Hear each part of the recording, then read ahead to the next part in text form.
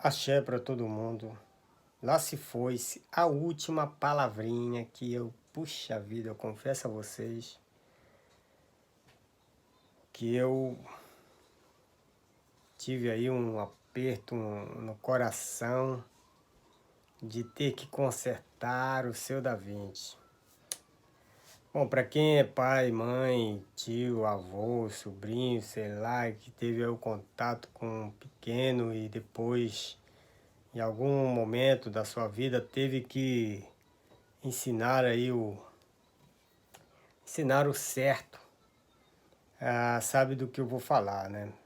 Algum tempo atrás, há um ano e pouco a mais atrás, eu tive que consertar uma palavra que o Da Vinci falava errado, que me cortou muito o coração e que eu fiz até um vídeo aí, inclusive eu deixei registrado também, porque realmente depois daquele vídeo acabou.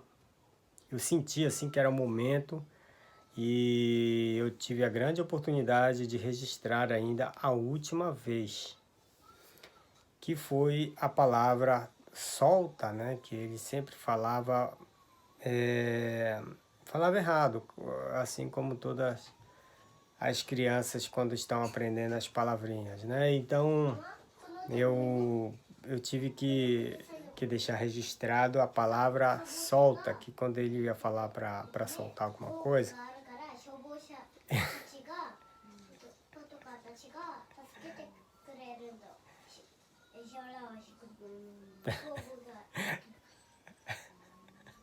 tá falando com a mãe dele. Então, aí a palavra solta ele falava torça.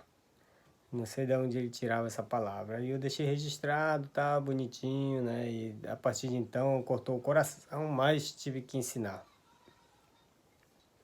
E eu fui, né? A gente foi ensinando a palavrinha aqui, consertando ali, consertando aqui. E depois, antes de ir para o Brasil, aliás, até quando eu estava no Brasil, ele não conseguia falar o L, né? Então ele falava as palavras tudo com R. E em algum momento não é que é algum momento, assim que depois que ele começou a ir na escolinha, ele, antes dele começar a ir na escolinha, ele falava o L. Aí depois que ele começou a ir na escolinha, o L ficou difícil para ele, né? Porque ele aprendeu o japonês. E japonês, como a maioria de vocês sabe, o japonês não consegue falar a palavra L, né? A letra L. Então, palavras com L, eles falam R, né? Então, é tudo assim, né? Então, é, para um exemplo, né? A palavra coloca, eles falam coroca, né? E fala, a palavra fala, eles falam fara, né? Então, era tudo assim. E quando o Da Vinci foi para a escolinha, ele perdeu o L. Então, aí foi para o Brasil, ele continuou. Eu já estava na batalha de consertar, tal, né? De consertar ou tentar consertar, que é bem complicado para nós aqui e tal. E no Brasil lá, puxa vida, fez muita pessoa dar risada, porque na hora que ele farava tudo assim, né? Aí o pessoal dava muito risada. E quando chegou aqui, aí como ele já cresceu um pouco mais, até lá no Brasil, nos últimos dias ele já começou já a pegar, porque o pessoal pegava muito no pé dele também. O pessoal dava risada e ele ficou meio zoado, aí ele começou a falar o L direito. E agora ele já fala o L. Não tá daquele jeito, claro, mas pro que tava, tá ótimo. Então, já perdemos o fara do japonês aqui, já tá conseguindo falar fala, né? Então, já foi aí mais uma etapa e também um pouco de tristeza, né? Porque era tão bonitinho e tal, mas a gente sabe que tem que consertar. E a última palavra que restou, ai meu Deus, essa última palavra, vocês que nos acompanham sabem qual será a palavra que foi a última que eu tive que ensinar, cara. Eu tive que ensinar, meu Deus do céu, uma tristeza, cara. Pois é, então, a notícia triste aí é que eu tive que ensinar a palavra criança pro rapaz. Que até então ele não conseguia falar criança e ele falava criança, né? Então, a notícia boa é que agora ele fala que ele é criança, né? Então, isso foi muito bacana, mas muito uma dor no coração que vocês nem sabem, cara. Da Vinci, O quê? eu tenho uma coisa pra te falar. Tá, fala.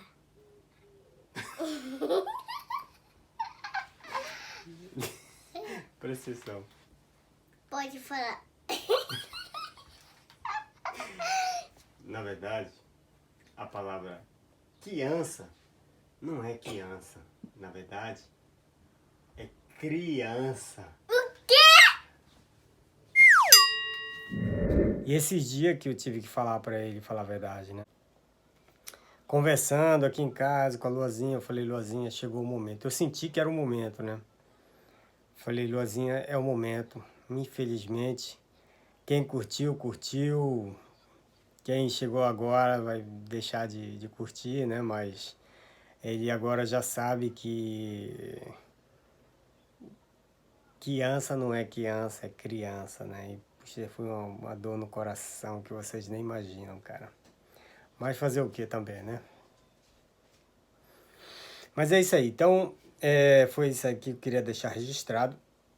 E também aproveitando aqui a deixa, falar um pouco do nosso amigo criança, que vocês que acompanham viram aí no vídeo passado que eu apresentei a criança.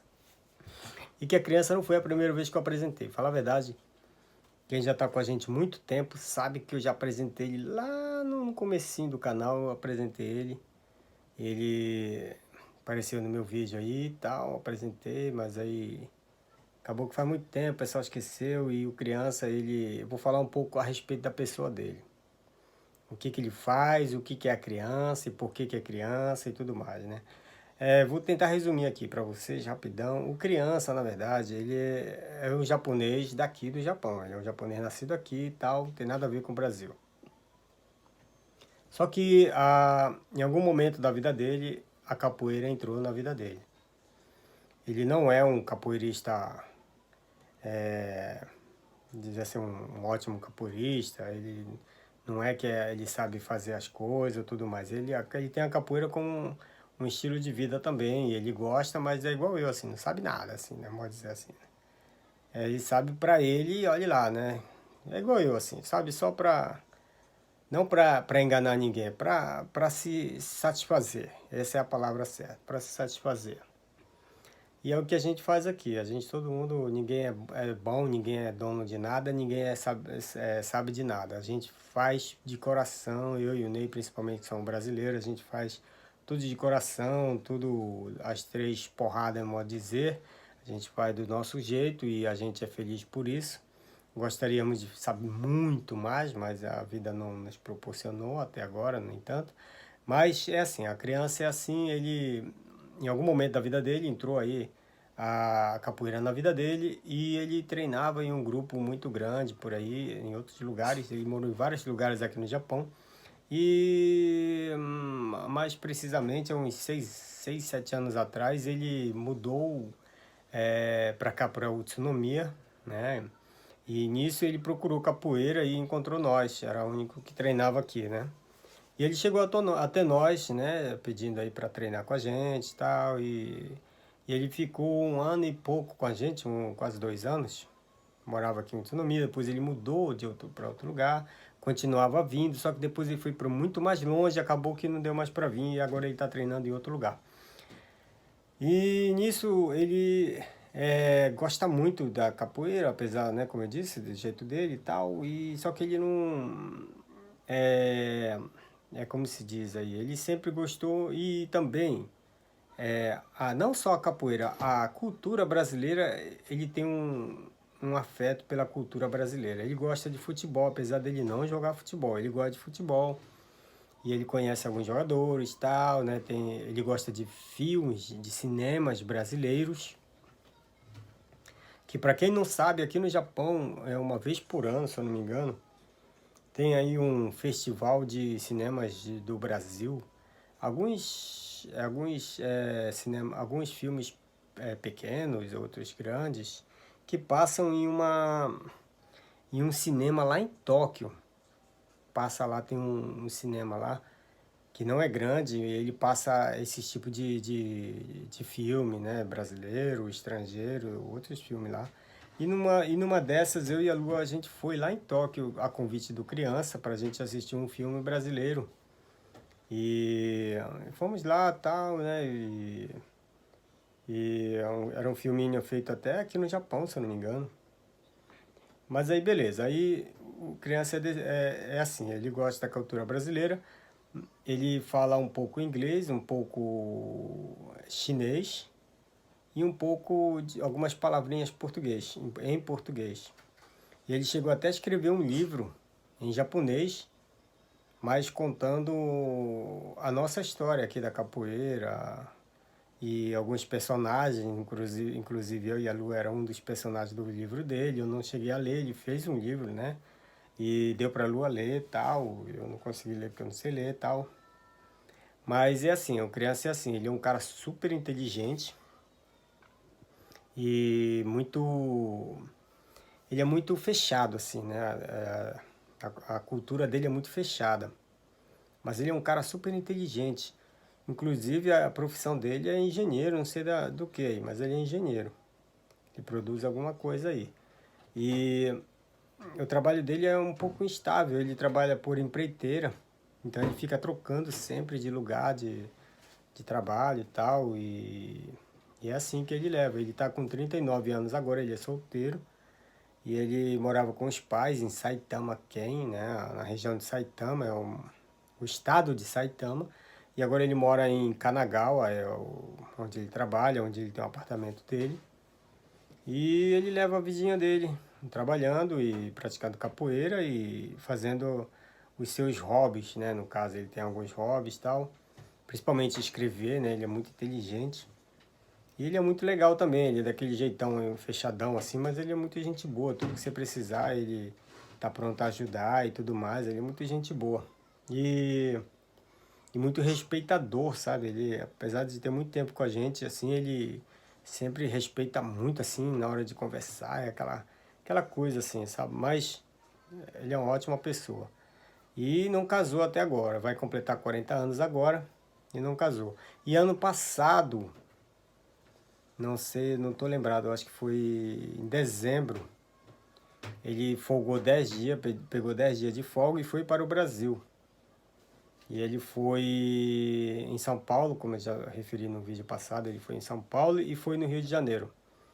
E ele fez um pacote particular, tipo assim, ele foi lá na agência e pediu para fazer um pacote lá onde ele gostaria de visitar. No caso, ele foi no Maracanã, como ele gosta de futebol, ele foi em alguns lugares, ponto turístico, foi no Cristo Redentor tal, e depois ele foi para São Paulo, foi no estado do Morumbi, foi visitar alguns pontos turísticos ali e tal. E tudo ele pediu para fazer, para a agência agendar para ele, né, esses tours, e sempre tinha lá o guia turístico e falando português e japonês, né? E com tudo isso, ficou bem caro, né? O passeio dele. Apenas 10 dias ele ficou no Brasil. Aliás, no Brasil mesmo, ele ficou 8 dias, né? Porque são 2 dias viajando. Então ele ficou 8 dias no Brasil. E com isso, por ele ter pego aí um pacote particular, né, que ele fez aqui, já pensando em segurança, né, porque como ele não sabe falar e ele nunca tinha ido no Brasil, e não conhece ninguém também no Brasil, né, então ele foi visando aí a segurança, ele procurou fazer um pacote mais seguro, né, entre aspas, assim, claro, né, mas que no total desses 10 dias que ele ficou viajando, ele gastou nada mais, nada menos que 800 mil ienes. Eu estou falando assim só para vocês terem uma noção de quanto que se gasta indo para o Brasil, né? Apenas em 10 dias, né? E como ele colocou aí passeios e pontos turísticos, em pontos turísticos e com o tradutor, que era o guia tradutor, ficou carinho, né? Então ele gastou 800 mil ienes nesses apenas 10 dias. quanto que é 800 mil ienes aí, Kojak? No Brasil agora 800 mil ienes dá mais ou menos 29.760 reais. Mais ou menos, né? 29.760 reais para passar 10 dias aí no Brasil. E foi isso que aconteceu, né? Então, é mais ou menos isso que um japonês, normalmente um japonês que nunca foi para o Brasil, que não fala português, tudo mais, eles vão desembolsar mais ou menos isso para ficar 10 dias. E por que 10 dias, Kojak? O cara foi lá para ficar 10 dias.